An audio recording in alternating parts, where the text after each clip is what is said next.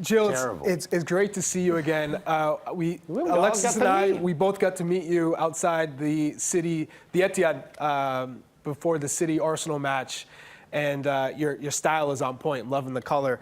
Can you talk about the English team in the World Cup this summer? What's the outlook? Do you think this is a U.S. England final? Is this destined, considering the bracket?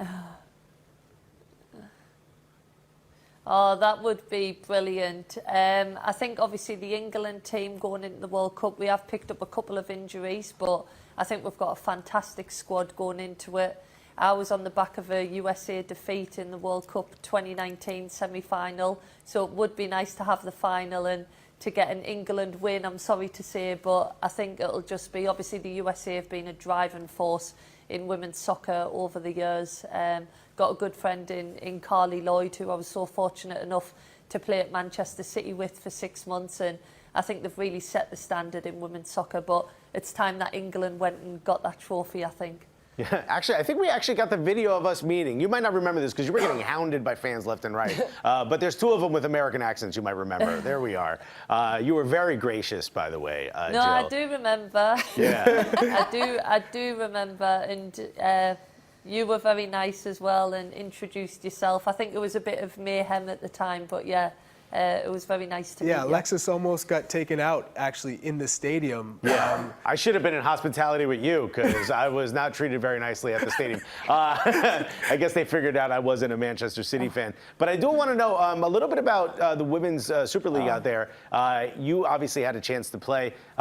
It seems like it's real competition for NWSL. Stars are starting to get to pick where they want to go. How important do you think the rise and the support, the incredible support we've seen for women's football in England, how important do you think that is for the game overall, but also the game in England? Oh, no, it's so important. Like, I think the WSL this season, it's gone right down to the wire, the last few games.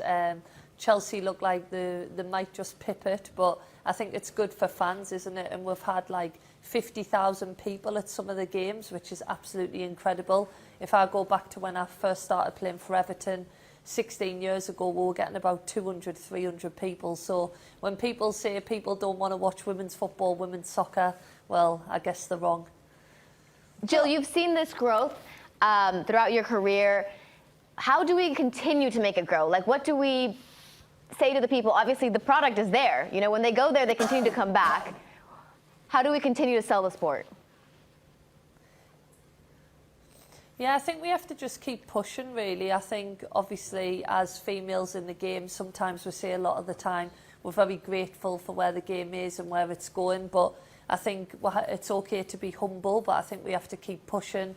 We want them 50,000 crowds to be at every single game.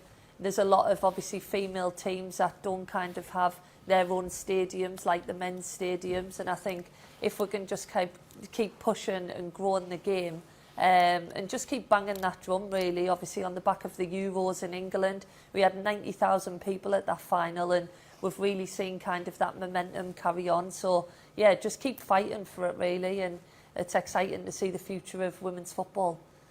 Jill, you mentioned that final. I mean, 90,000 people. The scenes at that Euro was absolutely incredible. And for you, just kind of the culmination of what has been an absolutely outstanding career. Can you kind of take us back and just describe what your emotions were like on the day, being on that pitch, watching all of those fans, watching the Lionesses lift that trophy? What was that like? Oh, honestly, it was such a special day, and it'll be the best day of my life, 100%. I think just driving in on the coach and seeing all the fans, all the young girls with Beth Mead, Leah Williamson on the back of the shirts, and yeah, the day was just incredible. I'm a massive England fan, I have been for years, and I was so desperate for us to win something. So to finally get on the pitch as well, and then to get that trophy, I knew it was going to be my last game, so it was a bit emotional, but I feel like it was the perfect ending for me, and I'm just so grateful to the FA, the England team, the players, for kind of allowing me to be a part of it and for us being so successful. Jill, I'm curious, you've had an incredible career, a dream career. You conquer TV shows. What's the future hold for you? What's the end goal for you? What would you like to achieve in this next chapter of your life? Oh, well, I don't want to go into any more jungles. I think I'll be clear on that. But yeah, I want to get back on the... I want to get back on the grass, really, coaching. I love kind of trying to pass on your knowledge, your experience of playing the game for so many years. I love to see that next generation coming through, and if I can help them in any way, even if it's 1%, then I'll be happy. So I think, yeah, getting back on the grass. I'm still doing a little bit of punditry and stuff like that, but I think I need to get my football boots back on.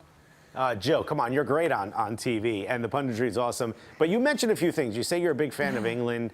You say you're looking towards the future. I have a question about the near future. For as long as I've known it, U.S. has kind of been the top dog in the international women's game. It seems like that might be starting to change. Do you think right now you can say England is the best team in the world, or is it still USA that needs to be beat? Well, I don't have to sit on the fence anymore now because I don't play. So usually in the build-up to a World Cup, I'd be like, we've got to take each game at a time, stay calm, don't get ahead of yourself. But I'm putting England down for a big World Cup win now because I don't have to sit on the fence. You think England's the #1 team in the world? There will be after this summer. Hey, that's a good answer. That's a good answer. That was a wonderful answer. That's a good answer. Jill, you have had the pleasure of playing with some of the best in the world, and so we have asked you to put together your best 11 based on your former teammates, and I believe we have the graphic. This is what Jill's best 11 looks like. Yeah. Check this out. Kind of I walk think us it would through. have been. I would have got. Oh, go ahead. And where are you? Yeah, You got to be I in the think- 11? No, I wasn't one of the best players, definitely not. I think I would have got Carly Lloyd into there, but we only played together for such a short period of time. But yeah, I think it's Karen Bardsley in goal, and then you've got familiar names as in Steph Houghton, Leah Williamson. Kira Walsh, who at the Euros was just an absolute other level. Kelly Smith in there as well. I've put her as a forward. She plays attacking midfield. She's been one of the best players ever to play for England, and I had to have Ellen White, record goal scorer, Oh, yeah. accompanied by, I think it was Karen Carney on the wing. So yeah, I think that's a strong team. Yeah, it's a very strong. I love Lucy Bronze too, as a right back, getting up and down. She's been incredible. Yeah. And of course, Leah Williamson. I mean, absolutely great. In fact, you mentioned there's a couple injuries. I think Beth Mead said she's going to try to come back in time for the World Cup. How big of a loss would it be to not have Beth Mead in that team? Yeah, well, after finding out that Leah Williamson, the captain, injured, she's a massive loss on and off the pitch. And then you've got Beth who's struggling. If we can get Beth back, then that'd be a massive boost to the team. I think just sometimes when you get injuries, it's time for them younger players to step up, and they've done a great job so far. We've got some exciting talent coming through that England team. Lauren James, who is absolutely smashing it at Chelsea. So, yeah, hopefully, fingers crossed for Beth, because she was player of the tournament in the Euros, top goal scorer. I think she won every single accolade that you could have last season. Jill, before we let you go, I want to ask you about an open letter that the Lionesses wrote to Parliament after those Euros, basically asking for equality in schools and saying that girls should be able to play soccer and physical education classes. I didn't realize that only 63% of female students are allowed to play at school. Can you just kind of talk about the impetus behind that and what you have seen as a result of that letter that you guys wrote? Yeah, we didn't even realise that that was the case as well. And one of our players, Lotta, the day after the final was like, what's our legacy going to be, girls? We need to make change. And to be honest, I was still a little bit drunk when I read that message and was like, does that say legacy? But I think it's so important, because as a young girl, I fell in love with the sport at school, and to think that you're taking that opportunity away from so many girls. So now the government has granted equal access, which is just amazing for